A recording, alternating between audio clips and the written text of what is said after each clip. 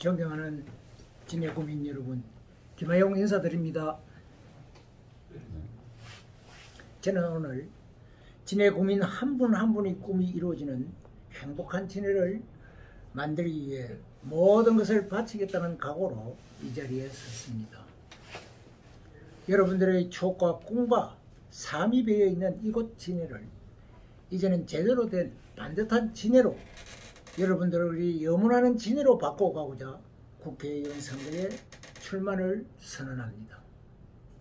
진해에서 태어나서 이곳에서 평생을 살아온 저 김하용은 누구보다도 진해를 잘 알고 있으며 오직 고향의 발전을 위해 봉사하고 헌신하기 위해 많은 것을 경험하고 배웠습니다. 그래서 이제는 내가 태어난 이곳에서 미래를 걱정하고 미래를 만들어가는 그 중심에서 역할을 하고자 합니다. 진해의 발전을 위해 헌신하고 봉사하겠습니다. 저 김하용, 그동안의 삶이 저 혼자만의 삶이 아니라 진해 구민들의 신뢰와 성원 덕분이었음을 결코 잊을 수가 없습니다. 그리고 그 은혜에 보답하는 길은 여러분들과 함께하는 것입니다. 변화는 기다린다고 자연히 오는 것이 아니라 만들어가는 것이고, 비전은 주어지는 것이 아니라 실천해야 하는 것입니다. 그동안 지방지진을 해오면서 여러분과 한 약속을 분명히 지켜왔고 앞으로도 지킬 것입니다. 진해구민 여러분, 지금 우리의 진해의 모습은 어떻습니까? 선거 때마다 보이지 않던 인물이 갑자기 나타납니다. 화려한 경력을 발판 삼아 지역 민심을 잘 살필 수 있는 적임자라고 말합니다. 믿고 또 믿으며 내고자 진해의 발전을 앞당겨 달랐고 이를 맡겼건만 당선 후에는 지역 주민들의 바람은 예민하고 내가 뽑은 국회의원 얼굴조차 보기 힘든 상황이었습니다. 막상 선거 때가 임박했어야 체육대회, 동창회 등의 얼굴을 내밉니다. 그러면서 생색을 냅니다. 내가 예산을 얼마나 가져왔고 했느니 공언하면서 시의원, 도의원을 노력해서 이룬 결과물조차도 본인의 치적으로 내세우는 몰염치를 보면서 정말 실망과 안타까움을 느끼는 것은 여기 김하용뿐만이 아닐 것이라고 생각합니다. 사랑하는 진해구민 여러분, 저는 수협자업장 12년, 진해시의원, 통합창원시 의장부의장, 경상남도 의장부의장 등 오랜 지방정치 경험을 통해서 지역 시민과 소통하고 화합하면서 우리 지역이 변화할 수 있도록 노력해 왔습니다.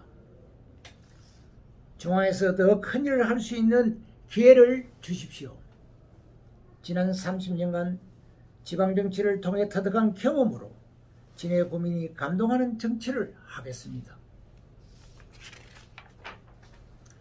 오랜 행정 경험과 해양수산 전문가로서 진해 구민에게 필요한 것이 무엇인지, 통합 이후 진해의 발전을 어떻게 만들어 갈지, 그래서 미래의 세대들에게 어떤 꿈과 희망을 줄 수 있을 것인지 각계각층의 많은 분들과 소통하면서 역동적인 지역 발전을 이루어내겠습니다. 존경하는 진해 구민 여러분, 첫째 서민을 대변하는 국회의원이 되겠습니다. 저희 삶은 늘 배우고 도전하는 것이었습니다. 도전이 있어야 결과도 있습니다. 도전은 있었지만 결과가 미흡할 때도 있었습니다. 시간은 걸렸지만 언젠가는 성과로 돌아온 적도 있었습니다. 저 김하용은 가난을 압니다. 어촌에서 태어나 13명이 한 집에서 살면서 흘린 밥 한 톨을 귀하게 잃을 정도로 가난하게 살아왔습니다. 굶어 보았기에 밥이 하늘이라는 것을 깨달았습니다. 그래서 늘 배우고 도전하는 자세로 살아왔습니다. 굴과 피족의 양식도 해보면서 어촌의 어려움과 실패를 함께 경험하기도 했습니다. 그 속에서도 내일을 준비하고 희망을 노래하고 변화를 꿈꾸었습니다. 이것이 계기가 되어 어창수협 대의원과 수협조합장에 당선되어 지역 주민들과 가난한 서민들의 생활을 하고 어려움을 겪어왔기에 진해 구민들이 정말로 원하는 것이 무엇이며 어떻게 해야 더 나은 세상, 더 행복한 세상을 만들 수 있는지에 대해서 알고 있습니다. 저 김하용은 정의와 상식이 통하는 함께하는 사회를 만들어 소외받은 계층이 없도록 하겠습니다. 청년, 여성, 장애인, 노인들의 복지를 촘촘히 챙겨 진해의 고민이 꿈과 희망이 연근은 행복한 삶으로 이어지도록 하겠습니다. 둘째, 통합으로 멈춘 도시의 활성화를 하겠습니다. 2010년 진해 창원 마산이 통합되었습니다. 진해 시민이 제대로 된 의견 수렴 없이 정치 논리로 만들어진 통합 창원시를 기억합니다. 15년 전 통합으로 기대했던 성과는 나타나지 않았습니다. 통합 후에 진해 국민들이 기대했던 균형 발전과 편리한 도시의 인프라 확충 등 경제 시너지는 또한 없었습니다. 반대로 성산구나 어창구의 아파트값은 진해구의 아파트값보다 높은 가격에 거래되고 장사하시는 분들은 장사가 안 돼 모두가 힘들어합니다.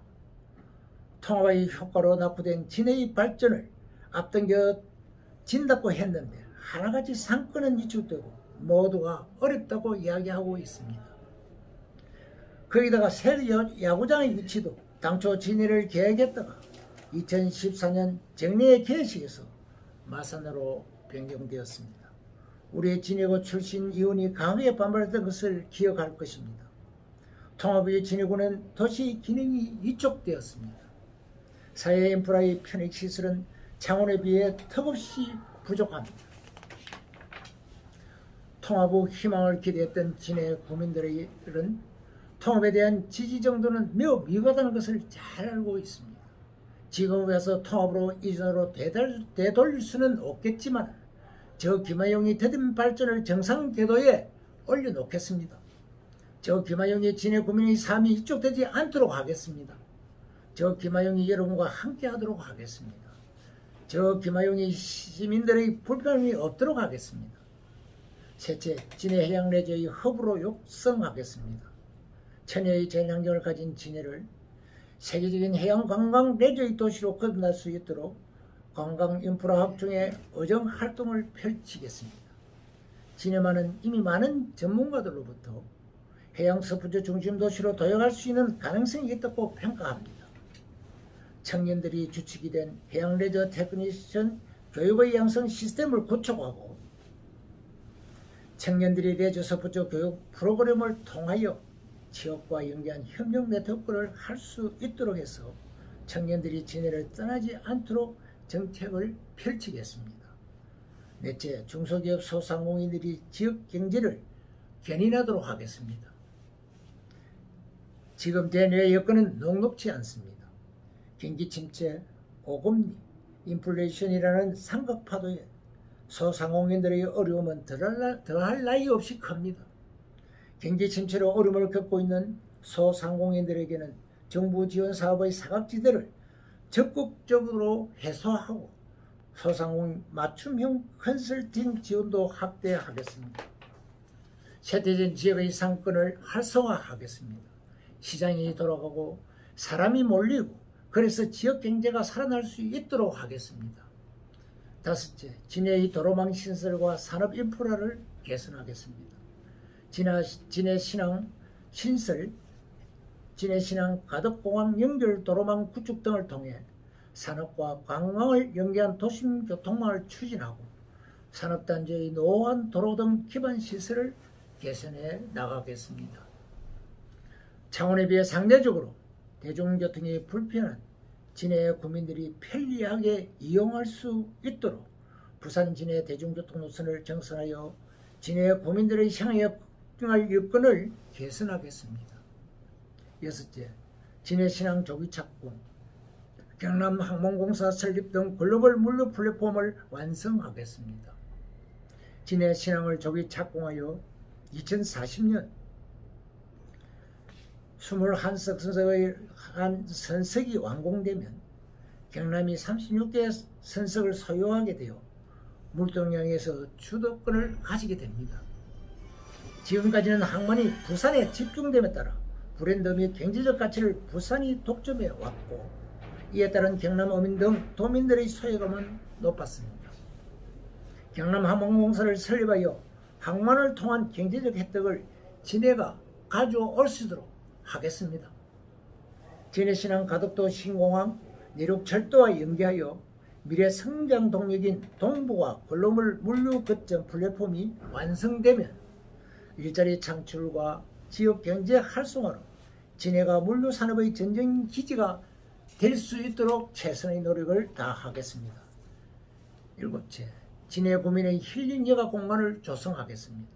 생태공원, 바닷가 산책로, 생활체육시설 등을 합충하여 진해 구민들이 일상 속에서 여가를 가질 수 있도록 하겠습니다. 뿐만 아니라 생활 주변의 주민 편익 시설을 확충하고 구민들이 업그레이드된 도심공원에서 여가의 공간을 가질 수 있도록 하겠습니다. 사랑하는 진해 구민 여러분, 제가 여기까지 올 수 있었던 것은 진해 구민 여러분의 신뢰와 성원 덕분이었다는 것을 결코 잊을 수가 없습니다. 36년간 정치를 해오면서 정치는 머리로 하는 것이 아니라 가슴으로 하는 것이라고 배웠습니다. 정책을 만드는 것보다 실천이 중요합니다. 그동안 진해의 변화가 없었던 것은 정책이 없어서가 아니라 약속이 실천되지 않았기 때문에 문제였습니다. 변화는 저절로 오는 게 아니라 만들어가는 것입니다. 정치를 하면서 쌓은 행정 경험과 해양수산 분야의 전문성을 바탕으로 진해를 위해 모든 역량과 진실된 마음을 가지고 진해 발전을 위해 최선을 다하겠습니다. 진해 구민 여러분, 힘을 모아 주십시오. 여러분과 함께라면 반드시 해낼 수 있습니다. 진해의 행복이 저 김하영의 행복입니다. 끝까지 최선을 다해 뛰겠습니다. 그래서 진해가 대한민국의 살기 좋은 명품 도시가 되도록 최선을 다하겠습니다. 안녕하십니까. 저는 자유시민연합이라는 시민단체 대표를 맡고 있는 최태열입니다. 오늘은 진해에 국민의힘 예비후보로 등록하신 김하영 후보님과 인터뷰를 하러 나와 있습니다. 첫 번째 질문 드리겠습니다. 1973년생인 한동훈 국민의힘 비대위원장의 등장으로 올해 총선에서는 세대 교체의 바람이 세계 불꽃으로 전망되고 있습니다.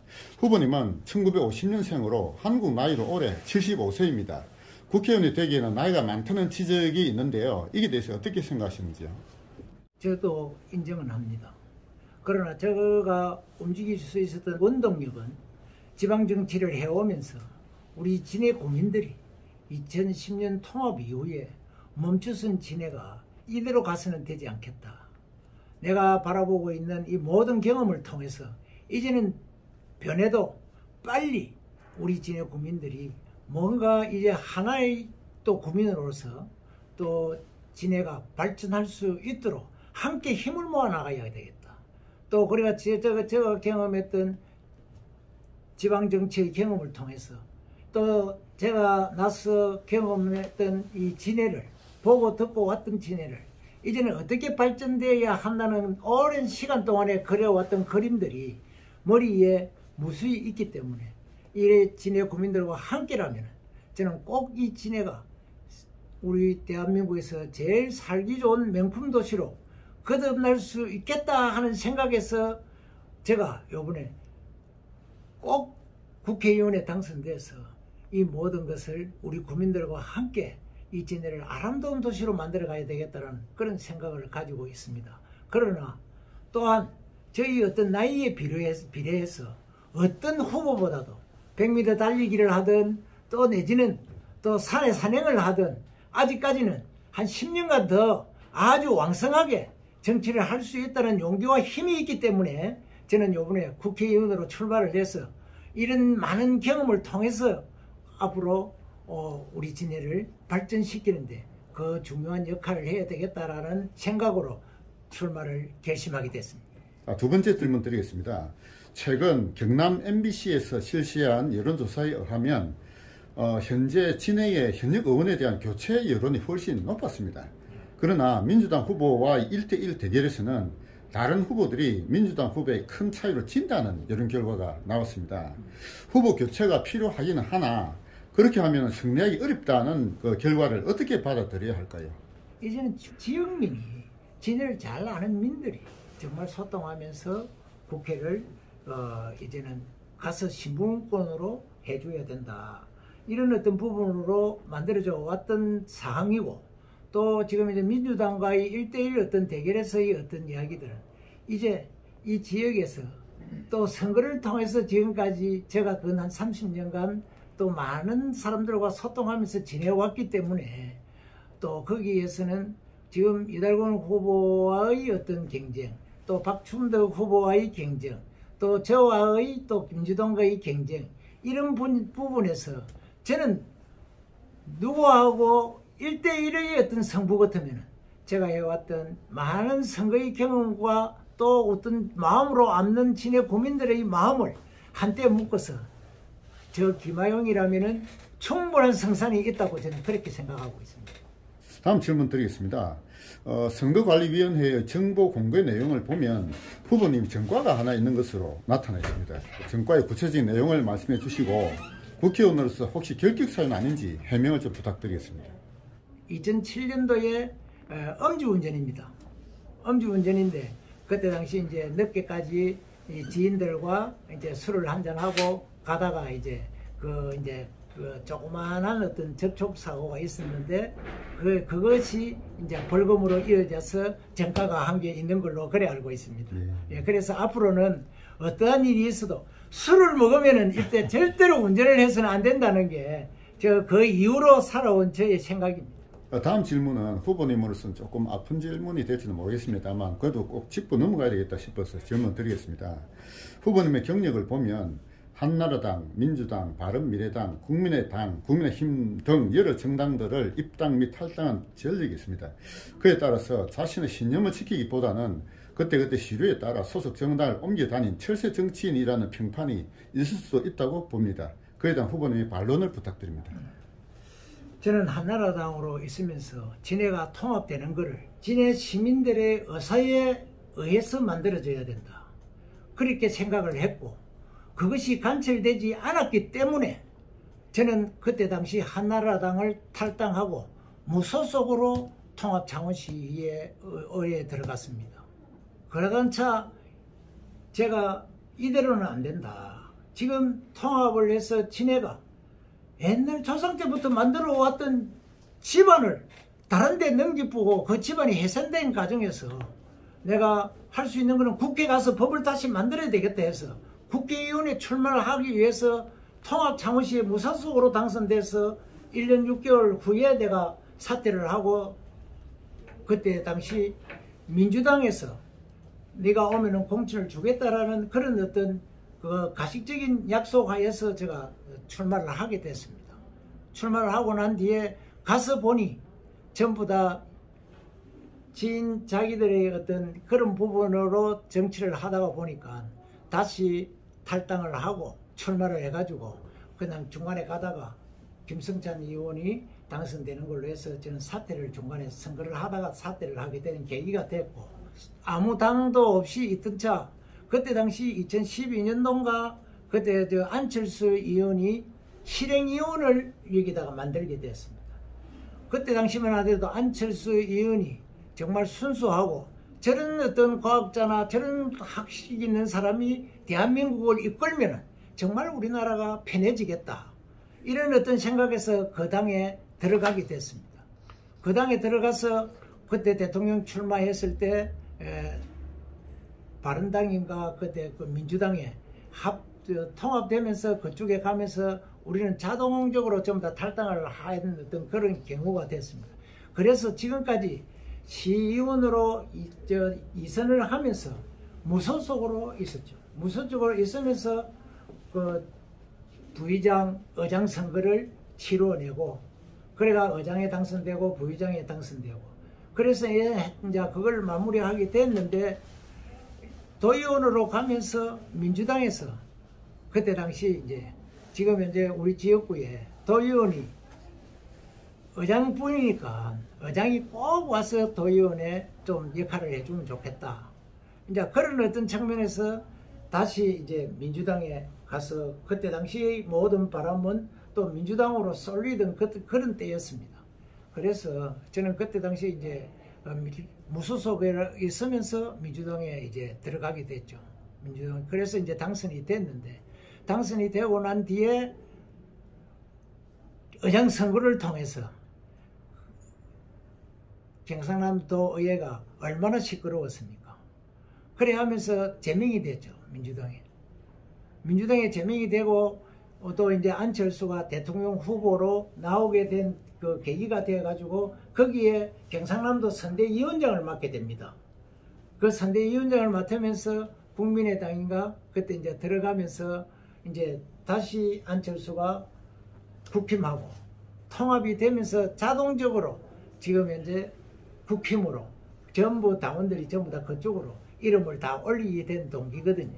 그래서 저는 지방 정치를 하면서 당의 어떤 내용들보다도 어떻게 하면은 도민과 시민들의 어떤 삶이 연결해질 건가 이런 생각에서 또 고민해 왔고 내가 의장을 해서 뭔가 이 도의회를 정말 민주화 어떤 부분으로 또 정말 도의회가 도민을 사랑하고 도민의 어떤 그 삶의 질 향상을 위해서 어떻게 해야 된다 이런 생각에만 집중했지 내가 뭐 철새다 어떤 그런 개념도 전혀 없습니다.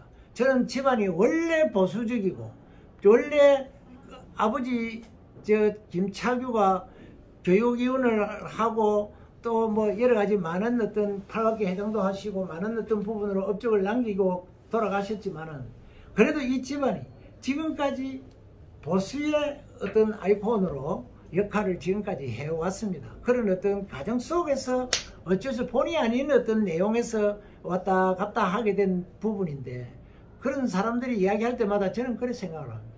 그때 내가 만약에 여러분들이 이야기하는 철새였더라면 그때 다 얼어 죽었겠나. 지금 이야기하는 내가 이 자리에 있겠나. 그러면 그때 상황에서 우리는 어떤 마음의 해딱거림이 있는 것이 아니고 그런 어떤 부분에서 살아남는 하나의 어떤 그런 부분으로 우리가 열심히 사회 봉헌하고 열심히 그런 어떤 데 적응해야 되지 않느냐. 다음 질문 드리겠습니다. 후보님은 시의회 의장 및 도의회 의장을 지낸 경력이 있습니다. 시의원 및 도의원에 비하여 국회의원은 그 역할이 다를 것입니다. 후보님이 생각하시는 그 차이를 좀 말씀 부탁드리겠습니다. 이 지방의원의 어떤 내용들은 이 지역에서 일어나는 우리 안에 일어나는 무슨 조례나 또 법의 한도 범위 내에서 만들어갈 수 있는 어떤 그런 역할을 밖에 할 수 없었다는 게 제 생각입니다. 그래서 위에서 정책을 준다 해도 그 4년 동안에 내가 도의원을 했지만 중앙정책을 하나 받아가지고 이것 좀 당으로서 어길하라는 사항이 한 건도 없습니다.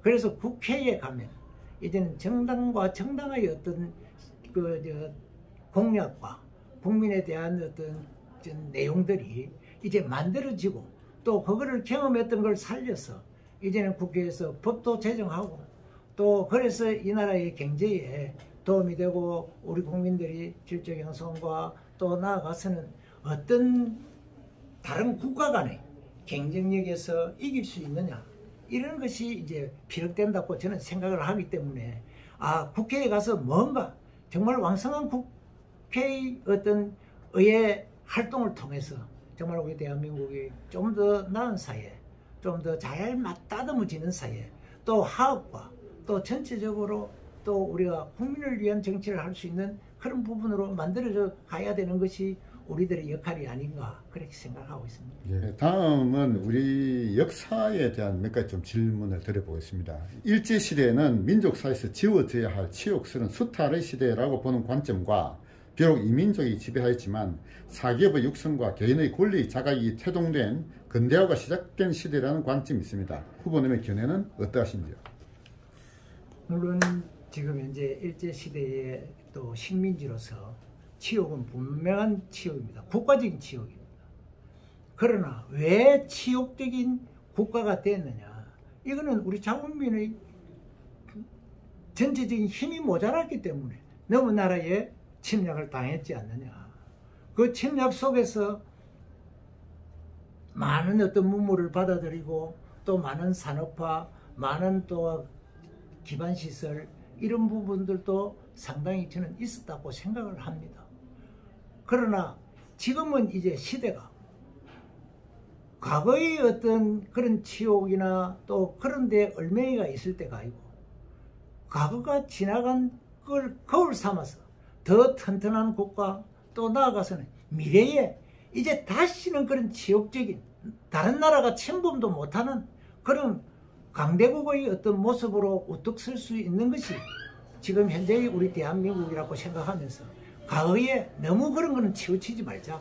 이제는 그런 어떤 부분으로 가지고 우리는 그걸 갖다 거울 삼아서 더 나은 대한민국 또 나아가서는 우리들의 후손들이 정말 그때그때 당당하게 이야기할 수 있는 나라로 만들어가는데 최선을 다해야 되지 않느냐. 저는 그렇게 생각합니다. 다음 질문 드리겠습니다. 대한민국의 건국이 1919년 상해 임시정부에서 비롯되었다는 설과 1948년 대한민국 정부 수립을 건국으로 보아야 한다는 설이 있는데 후보님의 견해는 어떠신지요? 1948년 대한민국 정부 수립으로 건국을 봐야 된다. 저는 그렇게 생각하고 있습니다. 다음 박정희 대통령에 대한 말씀을 좀 여쭤보겠는데요.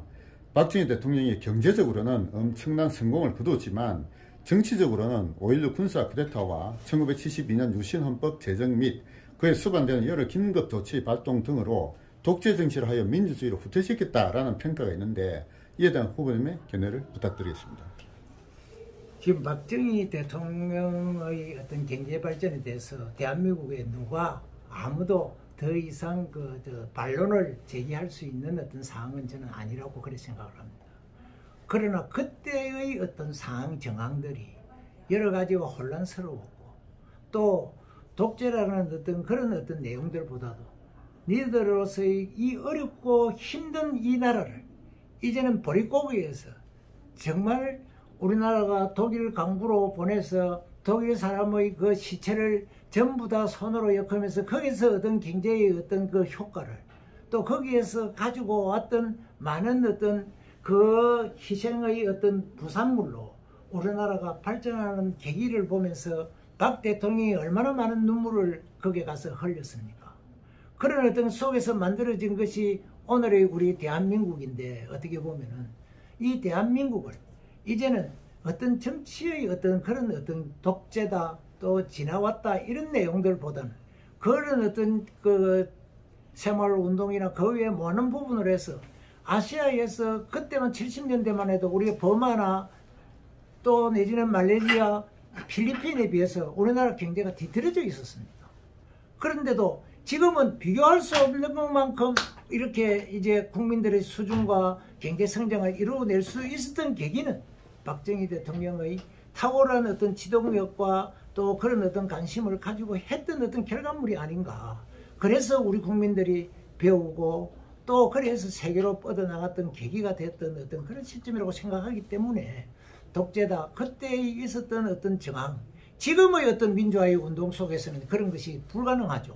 그러나 그때의 어떤 상황에서는 그럴 수밖에 없었던데 지금 이제 그거를 우리가 어떻게 평가하고 어떻게 우리가 그걸 갖다가 해석해야 하던가 하는 것은 우리 국민들의 몫이 아닌가 저는 그렇게 생각을 하고 있습니다. 다음 질문은 어떻게 보면 좀 가장 어려운 질문일 수도 있겠습니다만 질문 드려보겠습니다. 대한민국은 2차 대전 이후에 산업화와 민주화 두 가지 모두를 성공시킨 유일한 국가로 평가되고 있습니다. 대체로 산업화는 주로 우파가 민주화는 주로 좌파가 주도한 것으로 알려져 있습니다. 좌파 정치인들은 젊었을 때 민주화운동을 하는 것에 대단한 자부심을 가지고 있으며 그에 대한 보상을 위한 각종 법을 제정하였습니다. 좌파가 하였다고 하는 민주화운동이 과연 법으로 보상받을 만한 가치가 있는 의미 있는 운동이었다고 평가받아야 할까요? 참 이게 참 여러 가지 많은 어떤 문제점을 안고 있는 우리나라의 고질적인 어떤 그 문답이고 또 말씀드리는 어떤 내용들인데 저는 좌파 우파의 어떤 여러 가지 어떤 그런 갈림길 속에서 우파는 우파대로의 어떤 역할로 해서 경제적인 거나 또 나라를 이끌어오는 어떤 그런 내용들이 있었고 그 속에서 독재도 있었고 또 여러 가지 하는 어떤 부분에서의 그 경제 어떤 그 이득이나 이런 것이 경영주들의 어떤 그런 독선도 있었다고 나는 그렇게 생각을 합니다. 그렇게 생각을 하면서 또 좌파의 어떤 생각들은 자기네들은 지금까지 모든 것을 세계 속의 그 어떤 선진국들이 해왔던 그 권리와 권한에 대해서만 몰두하다가 보니까 그 사람들은 이 경제라는 어떤 개념은 뒤로 하고 그냥 싸워서 그냥 그 어떤 자기들의 어떤 그런 그 권한만 권리만 찾는데 열중해 왔던 어떤 내용들이 너무 많이 포함되어 있기 때문에 이런 어떤 내용들이 잘만 혼합되고 함께 간다면 정말 민주주의의 발전과 또 나아가서는 경제 발전이 잘 이루어지지 않겠느냐. 그래서 정치를 하는 사람들이 내일은 아니다 나는 기다 이런 생각들보다는 먼 미래에 우리 국민들에게 좌파와 우파의 개념들을 어떻게 심어주고 어떻게 발전되어 가야 될 건가 하는 것을 연구단체를 만들어서라도 우리가 해줘야 되는데 나는 그때 민주화를 통해서 내가 까먹어서 몇 번 갔다 왔고 나는 뭐 했고 학생 때 공부 안 하고 그냥 손만 흔들다가 국회의원 된 사람이 얼마나 많습니까? 그것이 자기들이 어떤 주장과 논리에만 유능해가지고 지금 만들어져 간 정치들인데 이제는 그런 걸 떠나가지고 정말 모든 것이 화합이 되고 한때 뭉쳐져서 이런 어떤 부분으로 대한민국이 발전되는 계기를 한때 삼아야 되지 않겠느냐 저는 그렇게 생각을 하고 있습니다. 네, 다음 질문 드리겠습니다.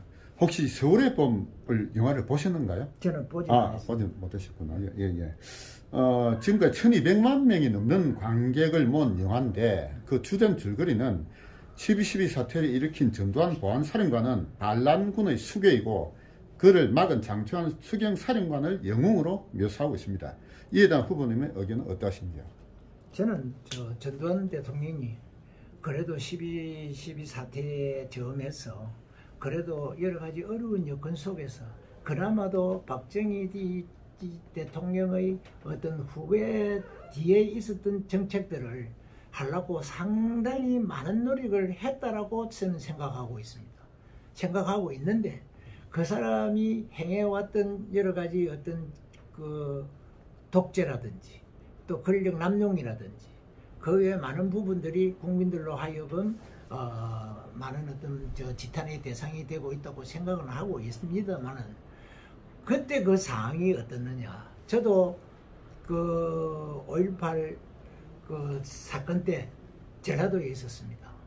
제가 80년대에 그때 당시 있었던 어떤 내용들은 정말 그 어려운 어떤 여건 속에서 진압을 안 할 수 없는 그런 어떤 상황들도 있었다고 생각을 하고 거기에 희생된 많은 분들에 대해서 또 애도의 말씀도 거듭 드립니다. 그러나 이런 것이 어떻게 보면 나라의 어떤 큰 문제이기 때문에 아직까지 상세하게 그걸 말씀드린다는 것은 어제 뭐 보니까 한동훈 위원장이 또 광주에 가가지고 또 그런 말씀을 하셨더만 보니까 이제는 우리가 다 화합하고 이제는 다 화합해서 지나간 과거를 거울 삼아서 이제는 새로운 대한민국을 만들어가는 계기가 되어야 되지 않겠느냐. 그런 걸 평가하고 이야기하는 것보다도 예민한 부분이고 또 말씀드리기 곤란한 부분들도 있습니다만 그래 해줘야 되지 않겠느냐. 저는 그렇게 생각을 하고 있습니다. 다음 김영삼 대통령에 대해서 좀 여쭤보려고 하는데요. 김영삼 대통령은 당선 이후에 그 이전에 이승만, 박정희, 전두환, 노태우 정권까지 모두 부정하고 새로운 문민 시대를 연다고 하였는데 김영삼 정권에 대한 후보님의 총체적인 평가는 어떠하신지요? 김영삼 대통령은 사람은 좋은 분입니다. 그때 당시 정말 민주화를 해야 되겠다는 또 민주화 운동을 그 주도하고 또 그렇게 또 군부에 대한 어떤 부정적인 어떤 거기서 이제는 대한민국이 민주화로 가야 된다는 생각을 끊임없이 하고 오고 투정했던 분이거든요. 그래서 그분이 생각하고 이야기했던 어떤 그런 부분들이 막상 이걸 갖다가 정권을 잡아서 해보니 또 그 어떤 주변이 연결지 못해가지고 못한 부분들도 있습니다만은 김영삼 대통령 때 그래도 청와대에 있었던 창고 돈 꺼내가고 국회의원들한테 주던 그 창고를 전부 다 헐어가 없애버리고 뭔가 깨끗하게 가야 된다라는 어떤 그런 신념에서 아들도 감옥소 가고 또 그런 어떤 민주화의 그 어떤 그 틀에서 보면 그래도 사람은 참 좋은 사람이었는데 그때 당시 모든 정책들이 이 민주화의 거센 바람 속에서 그렇게 부응하지 못했던 부분들도 상당히 있다. 저는 그렇게 평가하고 있습니다. 역사에 대한 질문은 그 정도로 마치기로 하고요. 이제는 좌파 우파의 이념에 대한 몇 가지 질문을 좀 드려보도록 하겠습니다. 현재 대한민국은 좌파와 우파 간의 치열한 이념 전쟁을 치르고 있다라는 견해가 있는데 이에 대한 후보님의 의견은 어떠하신가요? 저는 좌파 우파 이런 어떤 내용에서 지금 이제 우리가 남북으로 지금 이제 갈려져 있지 않습니까? 이것이 갈라져가 있는 이유가 그때 6.25 사변 이후에 일어났던 어떤 우파 좌파 간의 어떤 그런 갈등의 어떤 고리들이 아직도 그 고리로 연결되는 데 대해서 저는 아주 슬프게 생각합니다. 지금은 정말 우파든 좌파든 대한민국의 발전과 먼 미래를 위해서 함께 좋은 정책과 좋은 어떤 이야기들로 가지고 가야 되는데 맹목적인 지금 이제 이북의 정책을 찬양한다든지 또 우리도 거기도 대한민국의 우리의 어떤 다 국민들인데 정말 도와주고 도움받고 서로가 손잡고 가는 어떤 마당에서야 얼마든지 우리가 또 좌파 어떤 입장에 서서 이야기할 수도 있겠지만 지금 현재 우리 좌파의 어떤 생각들은 지금 어떻게 보면 그만 있는 놈 그거 빼들어 가지고 이제는 우리가 다 같이 갈라먹자. 갈라먹는 그것도 어떻게 해야 되느냐. 다 같이 함께 힘들게 힘을 합쳐서 버려가지고 갈라먹어야 되는데 놀고 있는 놈들은 그냥 너거 이 새끼네 고막 도고 하는 어떤 그런 좌파가 돼서는 안 된다. 그래서 이 경제라는 것이 어떻게 보면은 정말 이 흥해서 이게 만들어졌을 때 야 이거는 그래도 국민들의 어떤 그런 오늘 내일이 있었기 때문에 너도 이런 거 아니냐. 스스로 보수와 좌파들이 협의하고 합의해서 가는 그런 경우가 되어야 되고 그냥 가만 지르는 좌파가 돼서는 절대 안 된다. 저는 그런 생각을 하고 있거든요. 그래서 이 좌파의 어떤 개념들도 다 우리나라 국민들을 잘 먹이고 잘 살아가기 위해서 그런 어떤 생각과 이념을 가졌다고 저는 그런 생각을 합니다. 그런데 그것도 우리가 한때 묶어서 어느 것이 좌파의 생각이 맞고 이 우파의 생각이 맞느냐 이런 문제에 대해서 이제는 네가 하는 게 맞고 내가 하는 건 안 맞고 하는 것보다는 서로 어떤 그런 어떤 조정과 또 어떤 화합의 정치를 만들어가는 좌파 우파가 되어야 된다. 저는 그런 생각을 하고 있습니다. 용어에 대한 좀 질문을 드려보겠는데요. 대한민국의 이념 진영을 흔히 보수와 진보로 구분하고 있습니다. 우파를 보수라고 부르면 좌파를 진보로 불러주어야 하는데 이런 구분은 좌파의 용어 전술에 우파가 말려드는 것이라는 지적이 있습니다. 이에 대한 후보님의 견해는 어떠하신가요? 좌파가 진보라고 이제 우리가 다 생각을 하고 있는데 그 개념들이 상당히 이제 좀 바꿔져 있지 않습니까?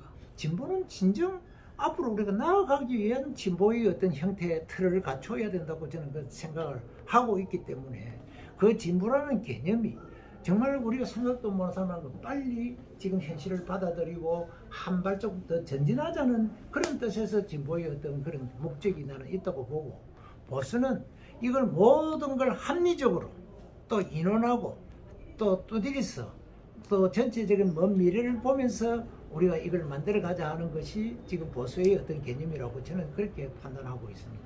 그렇기 때문에 이런 어떤 문제들을 어떤 이념의 어떤 쟁점보다는 우리가 이거를 갖다가 어떻게 접목시켜서 이 남북이 대체 있는 어떤 상황 정황에서 우리 국민들이 좌파와 우파를 어떻게 분리하고 어떻게 만들어 갈 거냐 하는 거는 정치를 하는 사람들의 논리에서 이걸 자꾸 국민들을 갖다가 이용하고 부채질해가는 이런 어떤 정책들이 하루빨리 나는 사라져야 된다.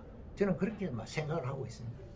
앞의 질문과 또 연결되는 질문이 되겠는데요. 대한민국 국민의 정치 성향을 흔히 좌파, 우파, 중도파로 구분하고 있습니다.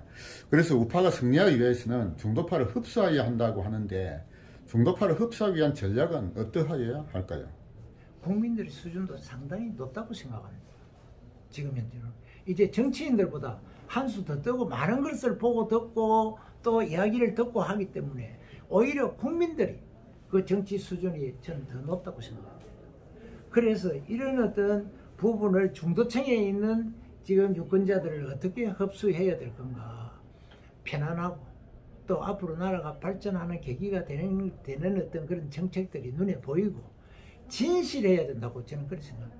한 번만에 이걸 갖다가 써먹는 선거용으로 생각을 해서는 안 된다.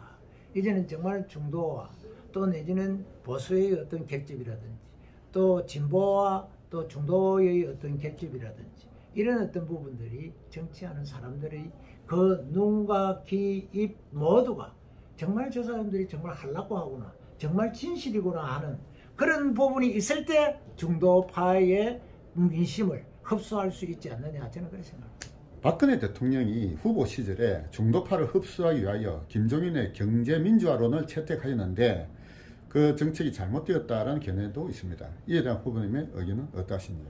박근혜의 어떤 정책에서는 그 김종인 위원장을 저는 잘 영입을 해서 그때의 어떤 정치 정황을 그래도 조금이나마 국민들한테 좀 만들어 갔지 않느냐. 그 이후로 너무 안이한 어떤 그 대통령실의 어떤 일들이 만들어졌기 때문에 탄핵이 되고 또 사람을 관리를 안 했다는 이야기. 국회의원도 관리해야 되고 또 옆에 사람들로 이게 개인이 정치를 하는 건 아니지 않습니까?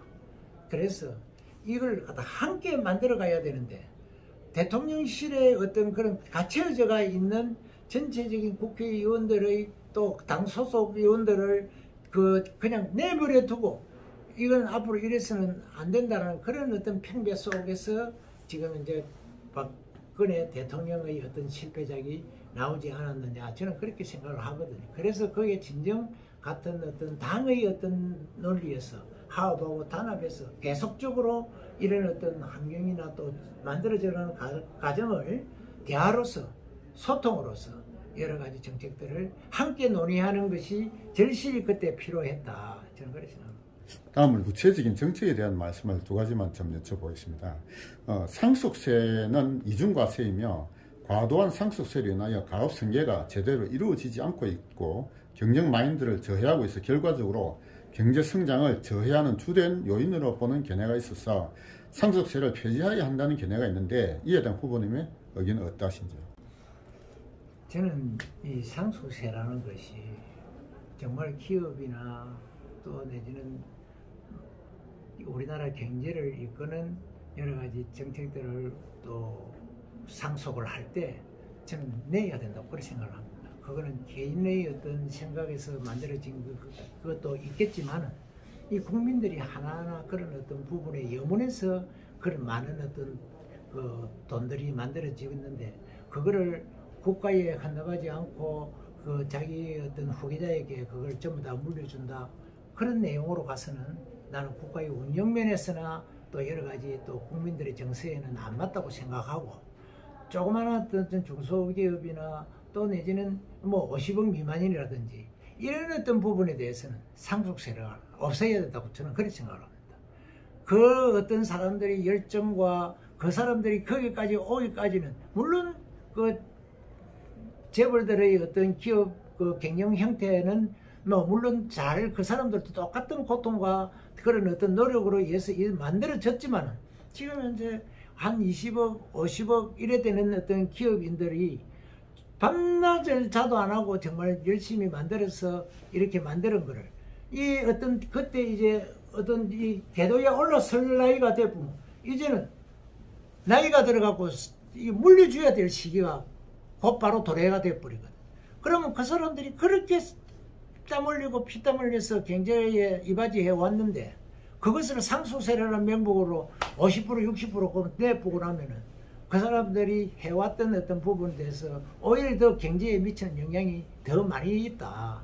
그래서 그 사람들이 충분하게 더 활성화할 수 있는 어떤 방안들을 좀 구분해서 좀 만들어서 가는 것이 좋지 않느냐. 저는 그런 생각을 합니다. 다음 최저임금에 대한 질문을 이제 마지막 드려보겠는데요. 최저임금은 가장 열악한 상태에 있는 근로자의 최저생활을 보장하기 위한 취지로 도입되었는데 그 실상은 가장 열악한 근로자인 청년들과 노년들의 일자리를 없애고 자영업자의 생존을 위협하는 제도가 되었다라는 평가가 있습니다. 최저임금을 업종별, 지역별 또는 규모별로 차등하자든지 아예 폐지해야 한다는 견해도 있는데 이에 대한 후보님의 의견은 어떠하신지요?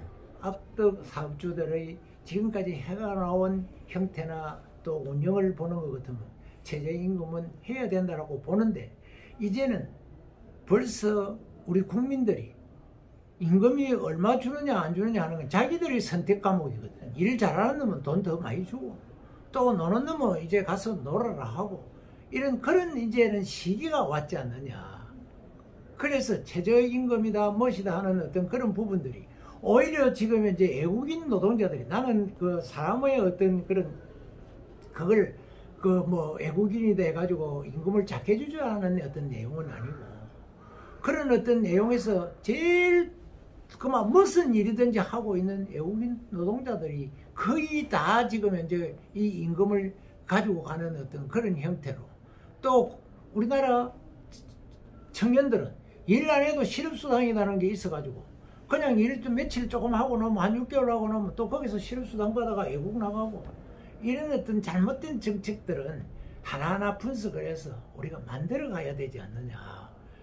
우리나라가 지금 현재 경제의 어떤 기로에 우리가 아르헨티나나 그 외에 다른 어떤 나라들의 어떤 성분을 분석해 보면은 지금 얼마나 많은 어떤 경제 논리가成立이 돼서 우리나라가 안정적으로 경쟁력가 있는 나라로 발전하여 나갈 수 있느냐 이런 어떤 문제들은 다시 한번 우리가 생각해 볼 문제입니다.